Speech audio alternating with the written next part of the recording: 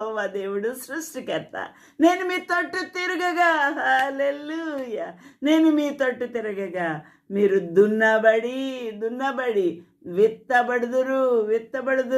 హల్లెలూయా, హల్లెలూయా. మీరు దున్నబడి అనగా ఇశ్రాయేలు వారి యొక్క జీవితాలకు దేవుని యొక్క వాక్యము అందుబాటులోకి వస్తుంది. దేవుని యొక్క వాక్యము విత్తబడుతుంది. వారు ఆ యొక్క వాక్యము విని విశ్వసించి ఫలిస్తారు అని కూడా మనం ఆత్మీయమైన అర్థము తీసుకోవచ్చు. Behold I am for you, hallelujah. I will turn unto you and you shall be tilled and sown. మీరు దున్నబడతారు. ఇశ్రాయేల్ వారు ఇప్పుడు దున్నబడుతూ ఉన్నారు, గాయపరచబడుతూ ఉన్నారు, కేకలు వేస్తూ ఉన్నారు, వేదన ఆకలి దప్పుల చేత అలమటించుచూ ఉన్నారు, దున్నబడుతూ ఉన్నారు.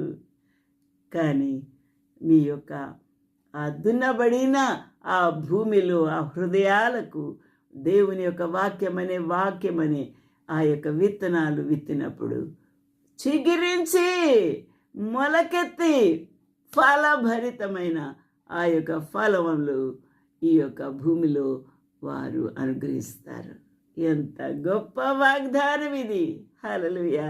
దేవునికి మహిమ కలుగునుగాక. మీ మీద మానవ జాతిని అనగా ఇశ్రాయేల్ అందరినీ విస్తరింపచేసేదను. మీ మీద అనగా పర్వతముల మీద ఇశ్రాయేలు భూభాగంలో ఉన్న కొండలు, లోయలు, ఆ యొక్క అడవి ప్రాంతాలు, ఆ యొక్క పర్వత ప్రాంతాలన్నిటికీ కూడా దేవుడిస్తున్న గొప్ప ఆశీర్వాదము, ప్రామిస్ ఏమనగా నేను మిమ్మల్ని విస్తరింపచేసేదను.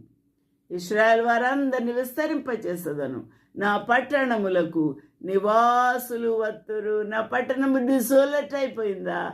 నా పట్టణంలో మానవులు లేరా? అందరినీ ఆ యొక్క నెబుకద్నెజరు, అష్షూరీయులు, ఇంకా రోమీలు, అనేక మంది శత్రు రాజులు తోలుకొని వెళ్ళిపోయారా? అయితే అక్కడ పాడుదిబ్బగా మార్చబడిందా?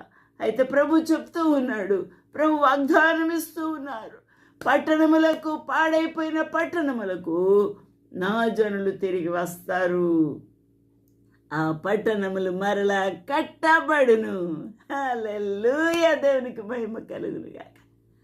ఎవరి గోత్రము చొప్పున వారు తమ తమ వరుస సంఖ్యలో ఇండ్లు కట్టుకొని అక్కడ మరలా కట్టబడును. పాడైపోయిన పట్టణములు మరలా కట్టబడును అనగా తిరిగి రీజన్యువేట్ చేస్తున్నాడు దేవుడు. హల్లెలూయా. దేవునికి మహిమ.